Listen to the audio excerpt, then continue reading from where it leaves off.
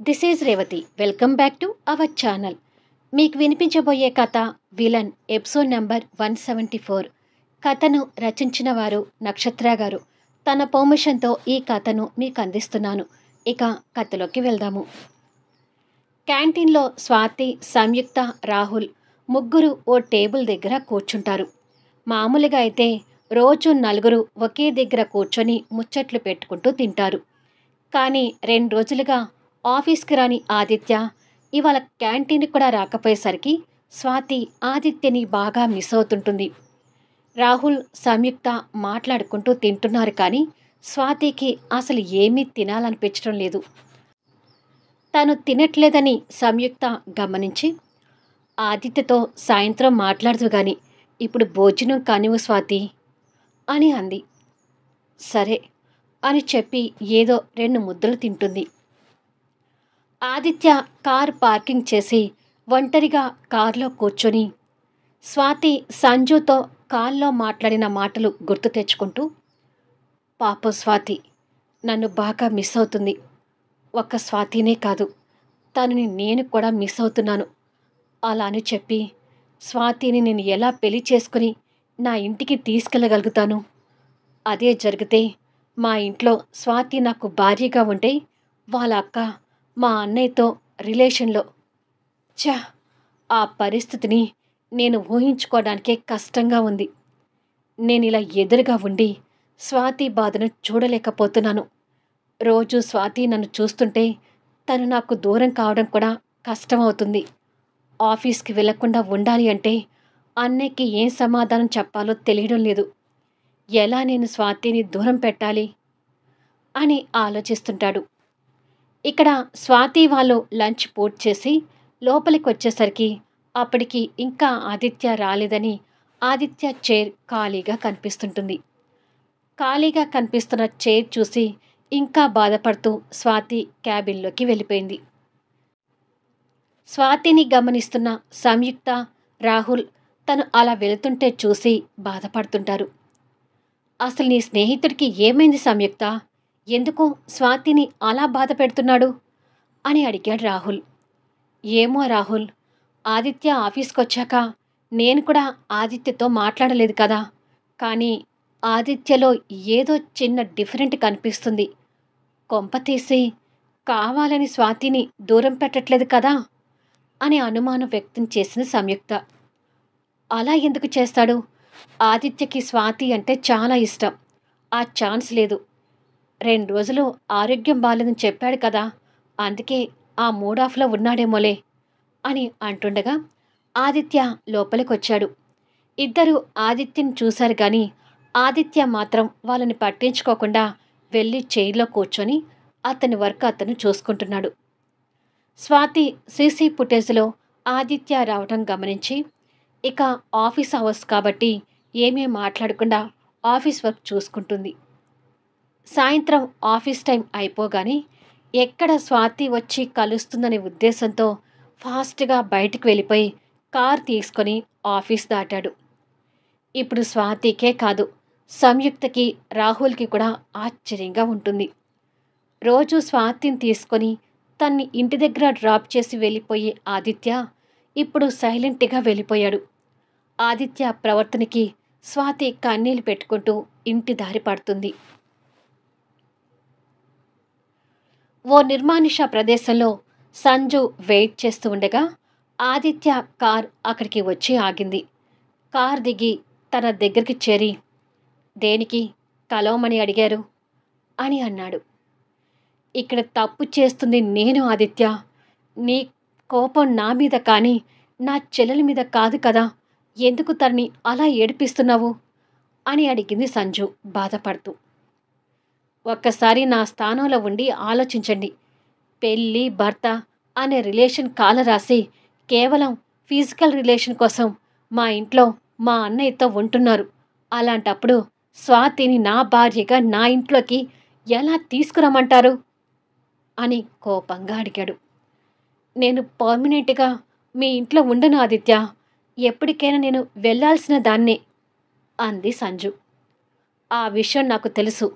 పర్మనెంట్గా మీరు మా ఇంట్లో ఉండటానికి మా అన్నయ్యకి మీరు భార్య కాదు. రేపు మీరు రిలేషన్ నుంచి విడిపోయినాక మీ రిలేషన్ అబద్ధం అవుతుందా? మా అన్నయ్య మీకు తెలియకుండా పోతాడా?" అని అడిగాడు. సంజు దగ్గర సమాధానం లేక మౌనంగా ఉండిపోయింది. "మీకు మీ చెల్లెలు నాతో సంతోషంగా ఉండటం కావాలా?" అని అడిగాడు ఆదిత్య. "అదే కదా నేను కోరుకునేది" అని అంది సంజు.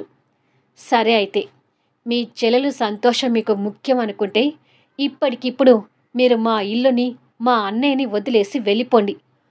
అలా చేస్తే నేను ఎప్పట్లా స్వాతితో ఉంటాను" అని అన్నాడు. అది వినగానే సంజుకి తండ్రి ట్రీట్మెంట్ గురించి గుర్తొస్తుంటుంది. "చెప్పండి, మా అన్నయ్యని వదిలేసి వెళ్ళిపోతారా?" అని అడిగాడు ఆదిత్య. "వెళ్ళలేను" అన్నట్టుగా తల అడ్డంగా ఊపింది.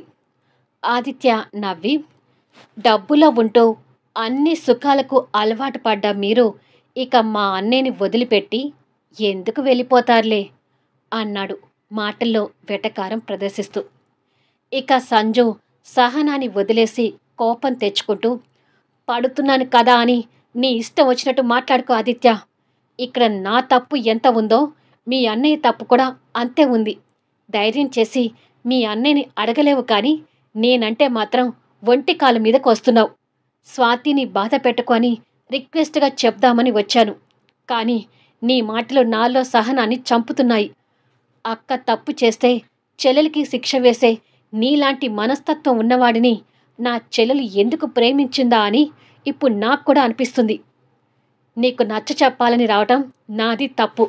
రేపెప్పుడైనా పరిస్థితులు తిరగబడి నా చెల్లెలు నిన్ను దూరం పెడితే ఆ బాధ ఎలా ఉంటుందో అప్పుడు నీకు అర్థమవుతుంది ఆదిత్య" అని అంది. "ఏంటి, శాపనార్థాలు పెడుతున్నారా?" అని అడిగాడు ఆదిత్య కోపంగా చూస్తూ. "శాపనార్థాలు కాదు, నా చెల్లెలు బాధపడుతుంటే ఒక అక్కగా చూడలేక వస్తున్న మాటలివి. నా చెల్లిని బాధ పెట్టుకొని చెప్పినా వినవని అర్థమైంది. ఇక తన జాతకం ఎలా ఉంటే అలా అవుతుంది" అని కోపంగా చెప్పి సంజు వెళ్ళిపోయింది. ఆదిత్య చూస్తూ ఉండగానే సంజు అక్కడ ఉన్న ఆటో ఎక్కి వెళ్ళిపోతుంటుంది. అప్పటి వరకు కొంచెం దూరంలో చెట్టు చాటున ఉండి ఆ మాటలు విన్న యశ్వంత్ తమ్ముడి వైపు చూస్తూ, సంజు బాధపడటానికి ఇదా కారణం అని అనుకొని కొంతసేపు ఆలోచించి ఆదిత్య వాళ్ళ కంపెనీ బాస్కి ఫోన్ చేస్తున్నాడు. అటు నుంచి అతను ఫోన్ లిఫ్ట్ చేసి, "హలో యశ్వంత్" అని అన్నాడు. "కంపెనీ వర్క్ పేరు మీద మీరు ఆదిత్యని కొన్నాళ్ళు ఎక్కడికైనా పంపించాలి" అన్నాడు యశ్వంత్. "దేనికో తెలుసుకోవచ్చా యశ్వంత్" అని అడిగాడు అతను. "ఆదిత్య స్వాతి దగ్గర కావాలనే కదా ఆదిత్యని మీ కంపెనీలో జాయిన్ చేయించింది. సో వాళ్ళిద్దరూ నేను కోరుకున్నట్టుగా ప్రేమలో పడ్డారు. బట్ ఇప్పుడు ఏదో చిన్న డిస్టర్బెన్స్తో దూరం అవుతున్నారు. వాళ్ళని దగ్గర చేయాలి అంటే ప్రస్తుతానికి ఆదిత్యని స్వాతి నుండి దూరంగా పంపించాలి" అన్నాడు యశ్వంత్. "ఓకే యశ్వంత్, యాక్చువల్గా నేను కంపెనీ పని మీద ఓ నెల రోజులు ఢిల్లీ వెళ్ళేది ఉంది. అదేదో ఆదిత్యని పంపిస్తే సరిపోతుంది" అన్నాడు అతను. "ఆ పని చేయండి. వీలైతే రేపే ఆదిత్యని ఢిల్లీ పంపించే ఏర్పాటు చేయండి" అన్నాడు యశ్వంత్. "ఓకే యశ్వంత్" అని అతను చెప్పగానే యశ్వంత్ ఫోన్ పెట్టేసి ఇంకా అక్కడే బాధలో ఉన్న తమ్ముణ్ణి కొంచెం కోపంగా చూస్తూ, 2 రోజులుగా సంజుకి మనశ్శాంతి లేకుండా చేస్తూ అక్కడ స్వాతిని ఏడిపిస్తూ ఇక్కడ నువ్వు బాధపడుతున్నావు. ఈ 2 రోజులుగా సంజుతో పాటు నువ్వు కూడా ఒక్క విధంగా ఉండటం గమనించి సంజు చెల్లెలు స్వాతి అనే విషయం నీకు తెలిసిందని అనుమానపడ్డాను. నా అనుమానమే నిజమైంది.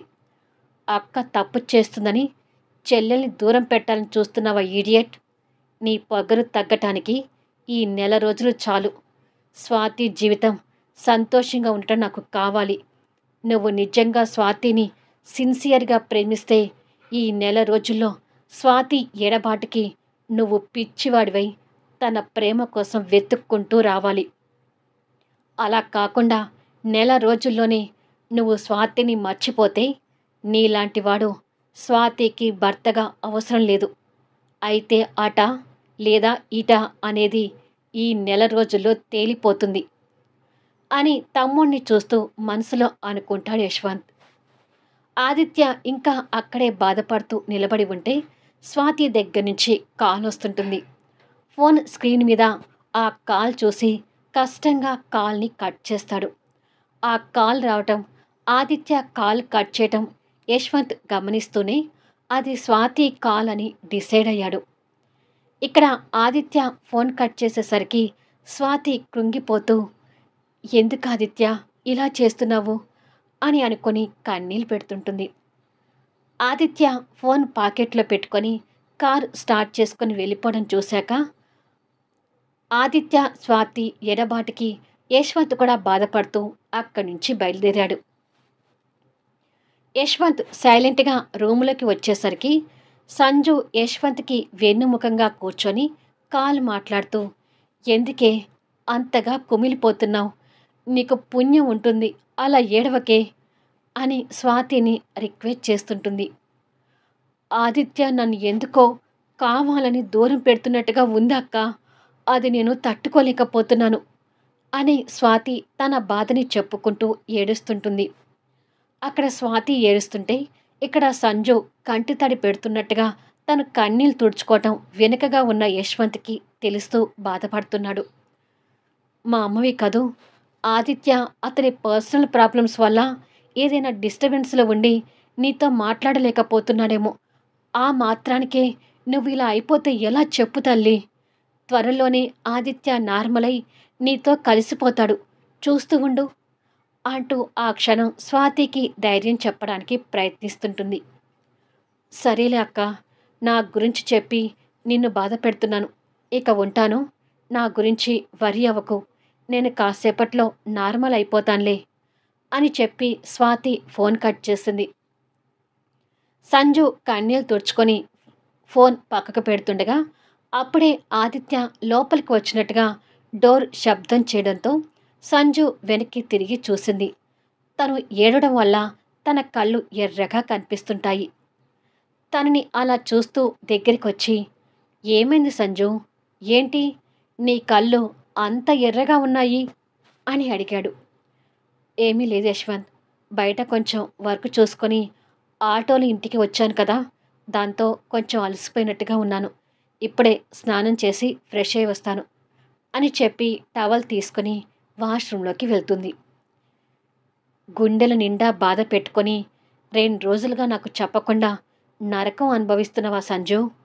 ఏమైనా ఆదిత్య నిన్ను బాగా బాధ పెడుతున్నాడని నాకు అర్థమైంది. నువ్వు కూడా కొన్ని రోజులు ఆదిత్యకి ఎదుట పడకుండా ఉంటేనే నార్మల్కి వస్తావు. అన్ని విధాలుగా ఆదిత్య ఓ నెల రోజులు దూరంగా వెళ్ళిపోవడమే బెటర్ అని అనుకున్నాడు. కొద్దిసేపటికి యశ్వంత్, సంజు, ఆదిత్య, పూర్ణ డిన్నర్కి కూర్చుంటారు. ఆదిత్య సంజుని కోపంగా చూడటం, సంజు ఆదిత్యని ఫేస్ చేయలేకపోవటం యశ్వంత్ అన్నీ గమనిస్తూనే ఉన్నాడు. మాలతి అందరికీ భోజనాలు వడ్డిస్తుంటే నలుగురు సైలెంట్గా తింటున్నారు. అన్నట్టు అన్నయ్య, మా బాస్ ఇంతకు ముందే ఫోన్ చేశారు, ఆఫీస్ పని మీద ఓ నెల రోజులు నేను ఢిల్లీ వెళ్ళాలంట అన్నాడు ఆదిత్య. ఓ అలాగా అన్నాడు యశ్వంత్ ఏమీ తెలియనట్టుగా నటిస్తూ. సంజు ఆ విషయాన్ని కొంత ఆశ్చర్యంగా వింటూ, ఆదిత్య నెల రోజులు కనపడకుండా ఉంటే స్వాతి అసలు తట్టుకోగలుగుతుందా అని మనసులో అనుకుంది. మరి నెల రోజులు వెళ్ళాలా అంది పూర్ణ కొడుకు అన్ని రోజులు ఇంట్లో ఉండడని తెలిసి బాధపడుతూ. తప్పదమ్మా, ఆఫీస్ పని కాబట్టి ఎన్ని రోజులంటే అన్ని రోజులు స్టే చేయాల్సి వస్తుంది అన్నాడు ఆదిత్య. అవును, ఆఫీస్ పని అంటే ఖచ్చితంగా వెళ్ళి తీరాలి, రేపేనా బయలుదేరేది అని అడిగాడు యశ్వంత్. రేపే అన్నయ్య అన్నాడు. స్వాతికి చెప్పావా మరి అని అడిగాడు తెలియనట్టుగా నటిస్తూనే. అలా అనగానే ఆదిత్య, సంజు మొహాలు చూసుకున్నారు. ఇంకా చెప్పలేదు, రేపు ఆఫీస్కి వెళ్ళాక చెప్తాను అని తడబాటుగా చెప్పి, స్వాతికి దూరం కావడం ఎలా అనుకున్నాను, ఆ దేవుడే ఏదో వరం ఇచ్చినట్టుగా ఈ అవకాశం వచ్చింది అని మనసులో అనుకున్నాడు ఆదిత్య. నెల రోజులంటే స్వాతిని మిస్ అవుతావు కదా! మరి తనని వదిలిపెట్టి ఉండగలుగుతావా? అని కావాలని అడిగాడు యశ్వంత్. సంజుని కోపంగా చూస్తూ, ఎందుకు ఉండలేనన్నయ్య? స్వాతి ఏమైనా ఫస్ట్ నుంచి నా లైఫ్‌లో ఉందా ఏంటి? తనతో నేను ప్రేమలో పడింది ఈ మధ్యనే కదా! ఇంతకుముందు స్వాతి లేకుండా నేను లేనా ఏంటి? అన్నాడు మొండిగా. ఆ మాటలు సంజు మనసుని బాధపెడుతుంటే యశ్వంత్ మాత్రం తమ్ముణ్ణి కోపంగా చూస్తున్నాడు. అక్కడ జరుగుతుంది ఏది పూర్ణకు తెలీదు కాబట్టి మౌనంగా వింటూ ఉంది. నైట్ 11 అవుతుంటే సంజు ఓ పక్కగా పడుకుంటే యశ్వంత్ మరో పక్కగా పడుకొని ఎవరి ఆలోచనలో వాళ్ళు ఉన్నారు. స్వాతి నార్మల్ అయితే తప్ప ఇక్కడ సంజు ప్రశాంతంగా ఉండలేదని అర్థమవుతుంది. సంజుని బాధపెట్టే ఏ విషయమైనా సరే నేను తెలివిగా హ్యాండిల్ చేస్తూ సంజు బాధని దూరం చేయాలి అని అనుకొని యశ్వంత్ ఆలోచిస్తుంటాడు. ఇక హనీమూన్ కపుల్ కూడా ఒకే బ్లాంకెట్లో ఇద్దరూ పడుకొని ఒకరికొకరు గుంజుకొని పడుకుంటూ ఉన్నారు. ఎందుకు బ్లాంకెట్ అలా గుంజుకుంటున్నావు అని అడిగాడు అభి. నీ పక్కన పడుకోవడం నాకు ఇష్టం లేక గుంజుకుంటున్నాను అంది దివ్య. ఇప్పుడు అలాగే అంటావు, తెల్లారి చూస్తే మాత్రం నా ఛాతీలో దూరి నన్ను హక్ చేసుకుని పడుకొని ఉంటావు అని అన్నాడు అభి. ఆ విషయం దివ్యకు కూడా తెలుసు కాబట్టి నాకు తెలియకుండా చలికి నిద్రలో వస్తున్నాను తప్ప నీ మీద మోజుతో మాత్రం ఏమీ రావట్లేదు అని అంది. ఏమో ఎవరు చూడొచ్చారు అని అభి వంకరగా మాట్లాడుతూ బ్లాంకెట్ గుంజుకుంటూ ఉన్నాడు. ఇలా అంటేనే నాకు మండేది అంటూ ఈసారి దివ్య బ్లాంకెట్ గుంజుకుంది. అలా ఇద్దరూ పొట్లాడుకుంటూ నిద్రపోయి నిద్రలో మాత్రం చలికి ఒకరికొకరు హక్ చేసుకుని పడుకోవటం మామూలైపోతుంది. మళ్ళీ నెక్స్ట్ వీడియోలో కలుద్దాం. కథ నచ్చితే దయచేసి లైక్ చేయండి, కామెంట్ షేర్ చేయండి, సబ్స్క్రైబ్ చేసుకొని ఛానల్ షేర్ చేస్తూ సపోర్ట్ చేయండి. Thanks for listening.